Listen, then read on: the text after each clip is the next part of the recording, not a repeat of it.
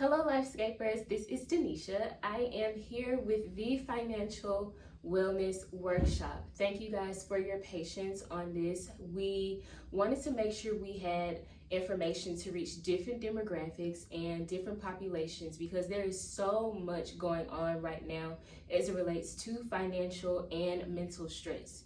So I wanted to collaborate with different community partners in the Southwest Florida area, and I feel I have a combination of some interesting tips for you guys. So we are going to jump in and really delve into how we can better ourselves mentally and financially. So one of the main reasons for doing this is because not only just seeing concerns amongst our clients, but also within the community and literally across the world right now. We are all seeing different elements in our finances. We are seeing different ways that it's affecting our stress, our anxiety, our internal conflict, even relationship conflict. A lot of this has to do with how we are handling our finances right now and even the lack thereof. So I formed some questions for community partners and they collaborated on just tips of how to collaborate mental and financial stability. That's the goal. Being stable in your finances and stable in your mentality. We may not necessarily be exactly where we want to be, but having a goal and having a regimen of how I can keep stability, it decreases that anxiety and that depression and the stress that goes along with proper planning and security. The first question that I want to ask you is, do you know how your finances correlates with your mental health? Like, do you get anxious every time you check your bank account? Do you struggle with having enough paycheck to paycheck? Do you find your own way of feeling about yourself, specifically related to the income that you have? One of the key things is we are now beginning to see ourselves in a different way just based on the status of what we are and what we are having right now. And the conditions thereof is, yes, that's the uncontrollable situation. So we're trying to find ways of still being in control of that financial stability and that mental wellness. So the first tip I received was to set goals. Starting off with the way that we think about our finances is the foundation of how we can grow. So for example, if I have generational messages that I will forever be in debt, or that I am the first person to go to college and I have this strain of taking care of others financially, or if I feel that because of my population, my race, my demographic, that there are not many options or resources for me. The way that I look at my finances and I think about where I am financially puts me in a place of how I can grow in my finances. So the first tip is to set those goals. If I know that the frivolous spending of some of us, we spend extra money on hair and different items. And this pandemic put us in a situation where we forcefully had some savings for some of us, that we couldn't go out and stop for coffee every morning. We were not able to spend the money that we spend on a regular basis. So for some of us, we had the opportunity to take those finances and to store them away. For some of us, it was a matter of, I don't have finances right now. I don't have the amount to even put towards needs, necessarily wants. So how do I even work with what I have? Having a goal of, if this is the amount that I have, this is the goal that I need to reach. What is it that I need to do in the process of that? So basically we're looking into breaking those patterns that does not lead us towards our goals. So if I am knowing that I need some support in that, that is also okay. If I can take my finances and put them in front of me, and that's a perspective that I think we need to focus on. sometimes we get so anxious about our finances, we don't even want to look at the account or keep up with what we are doing. But if I can take a moment to look at the whole view of where I am trying to go, it helps me with going through that process. So it helps with that mindless spending, and it helps with my anxiety of knowing that I'm spending towards something that's reaching a goal versus I'm spending towards something that's taking away from my goal. So I have a community partner that I met with that discusses the holistic view of financial planning. My name is Jordan Harrison with Primerica Financial Services, and I'm excited to share with you a little bit about what we do and what we teach with families in the area of personal finance. So our mission statement is to help families to earn more income, become properly protected, debt-free, and financially independent. And the way that kind of fleshes itself out is through total financial health. See, a lot of financial companies say, hey, you can save money here or you can make money here, but we want to take like a holistic approach. Imagine me for a second that you went to the doctor and they said that your heart was healthy, your blood pressure was good, but neglected to tell you that your pinky was broken in 3 places and your ankle was the size of a beach ball. You'd be very frustrated, correct? And that's the way I feel that financial companies are doing in our day and age today. What we want to do is we want to help you be totally financially healthy, just like you want to be totally physically healthy. Studies have been done that the #1 cause to high blood pressure, strokes, and suicide is stress. And the #1 cause of stress is financial pressure. If you talk to any pastor, priest, or rabbi and ask them what is the #1 cause of marital distress and fighting, they would boil it down to money fights and money problems. So not only does it help protect you mentally and physically, also your relational goals as well. So you also have the idea of life insurance. And life insurance is a great opportunity to protect your family. Now, a lot of people may not view it like that. You might just view it as another bill, but fortunately and unfortunately, it is your last love letter to those that you care about the most. And it's a love letter that will keep writing forever and ever and ever and ever. And it's one decision that you can make and take care of your family for the rest of your life. But if you don't make that decision, it's something that can cause your family's trouble for the foreseeable future. And GoFundMes are not a life insurance option. Those are really tough on a lot of people. But just imagine how you could sleep better at night knowing that your family's protected, whether something happens to you at work tomorrow or not. If you don't make it home tomorrow, is your family protected? You want to have what is called a terminal illness rider. And because if something happens to you, if you're deemed terminally ill, in our day and age today, this is happening more and more regularly. And you want to make sure that you have something like that in your policy. Because if you get too sick, you want your policy to be able to protect you from the 2 things that will keep you from protecting your family. 1 is if you're too sick, and 2 is if you're too dead. Okay? The #1 cause of bankruptcy is unpaid medical expenses. And so if you have a policy that allows you to take a sizable portion from your policy to help pay those medical bills, keep insurances in place, pay the mortgage, things like that, to just keep your family going while you're unable to work. So we want to help people get more value out of their insurance, pay off their debts faster. We actually have a program that shows you how to pay off your debts the fastest way possible, freeing up a lot of money in interest. It'll save you a ton of money and invest for your future. We want to teach people how to be financially independent. It is important to have that protective factor for the long run. Sometimes we look at the immediate need and we don't see what that long view is. Well, if I am no longer here, how can I contribute to my family continuously?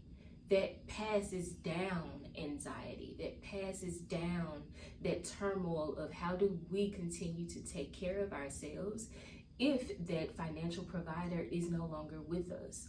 Or how do we cover the expenses of our loved ones if they are having to take a break from work, or just like right now, if we step into a pandemic or a crisis environmentally where all of us are having to readjust our needs.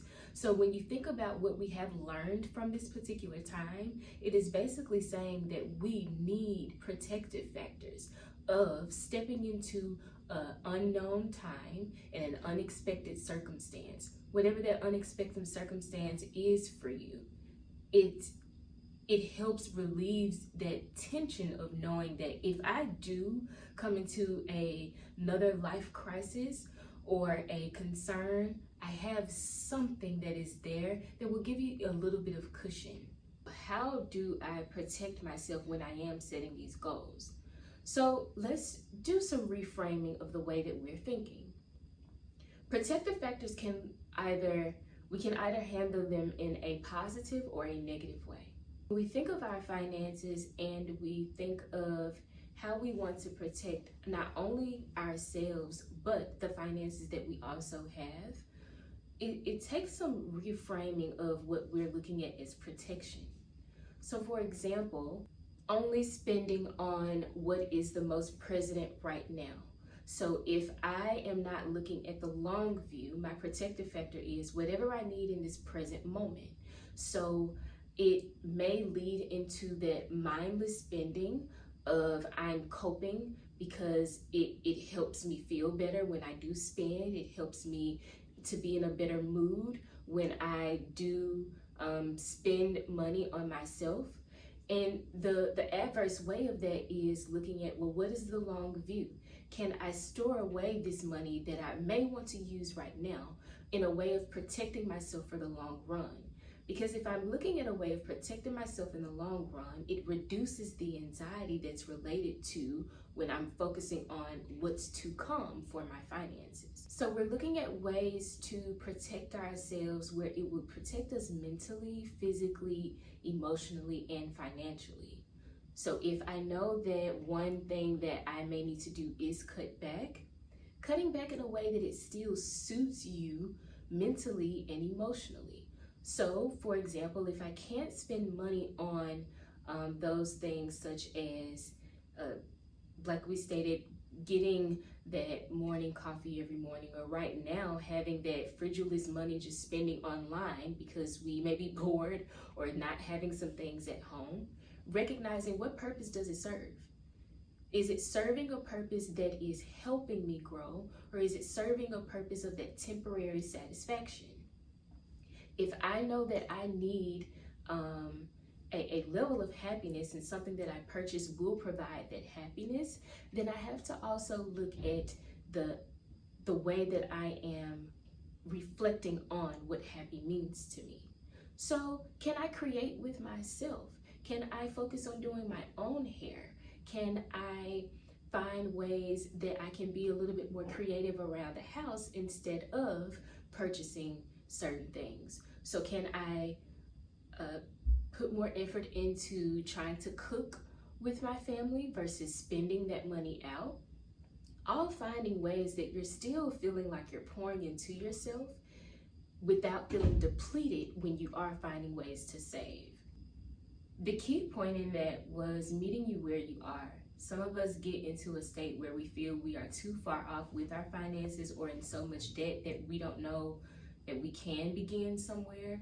So breaking down just a few tips just to have whatever space that you are in with your finances. The first step was making one decision at a time, knowing that you don't have to budget everything all at once. That furthermore may put you in a space where you feel depleted and anxious of I've gone from one way of living to a totally different way. Start by making those decisions at a time so that you can feel like you are more balanced and that you are making decisions at a pace that is okay for you. The second tip is tracking your spending. So tracking exactly how much you are spending and what you are spending it on. Again, when I can see something visually, it helps me see the space that I am in. So if I am noticing that I'm spending money on, a lot of us spend a whole lot of money on food. If I'm spending extra money on food, then maybe I need to look into either couponing, that's an option, or finding ways that I can cook for myself. If I'm not able to cook for myself, looking into different avenues of what is going to help cut down the amount on the expense. The third tip is avoiding temptation. So if I have written down my goals, I have an idea of the direction that I want to go in, making sure I'm avoiding the temptation that comes with that. So being very real and honest with yourself. If I know that this is a new way of me handling my finances and my way of being, then if I have a temptation of one of those things that I would usually spend money on, holding myself accountable. If I can't hold myself accountable, even taking a partner, a friend, a family member, and letting them know, hey, I'm on this new journey and you know I can spend a little bit, so hold me accountable of the things that I may not necessarily need right now. That helps. That goes into the fourth tip of asking for support. We may not necessarily have all of the answers for what direction we need to go into our finances. But if I can take a moment to realize for myself that, all right, finances are the leading cause of my stress and my anxiety right now, then it's up to me to begin somewhere. And so if I don't have the answers, we have partners in the community that are open and welcoming and willing to take us from wherever we are to help us grow. Even if not wanting to reach out to someone in your area like a financial planner or advisor, sometimes even putting that pride to the side and just letting a loved one know that, hey, I'm struggling right now. Because sometimes we furthermore put ourselves in a space where we are going down a downward spiral in our health and in our mentality, all based on our finances. So if I'm struggling a little bit this month or this week, especially during a time like now where we're all having to adjust with our finances, then maybe just reaching out to someone that I know will support me and be there for me and saying, hey, I need a little bit of help. That does not make you less than, that does not make you inferior. It actually puts you in a position where you are stronger because you have someone that is willing to help you in those areas. But if they don't know you need help and you're not willing to say it, then you're furthermore putting yourself in a space where you are not mentally well, all based on the dollar sign. That leads to the fifth tip of remembering what is important. What is important to you? What is the purpose that you want to serve when it relates to being wealthy? That's that overall holistic approach of being healthy in my mindset and my finances. So the 8 dimensions of wellness are spiritual, social, physical, occupational, intellectual, financial, and environmental. So if all of these are connected to my health and my wealth, it is important to tap into each of those dimensions to see how it's also related to my finances. One area being finances alone. So if emotionally I see that I am in a constant turmoil as it relates to finances, then that's the area that I focus on. I focus on reframing my thoughts related to finances because my thoughts impact my emotions and my emotions impact my behavior. So if I want the way that I spend money to change and the way that I deal or handle money, then I have to be willing to change the thought process. That's that intellectual standpoint that goes into the other aspects as it relates to the environment that you're in, because it helps you make decisions on, do I need to go to this place or do I need to put myself in this atmosphere because it's going to furthermore cause me to spend more money or furthermore cause me to feel more inferior about the way that I feel about my finances. When thinking of the occupational dimension, it's kind of the baseline for some of our finances because it's based on what direction do I go in to obtain and achieve a stature of money. So if I am in a space where I don't have enough finances to meet my needs, then I may need to look at the occupational standpoint of we may have some barriers, like some of us may not have gone to college, but looking at other ways that we can meet financial needs. You don't necessarily have to go to college or have a degree to be financially stable.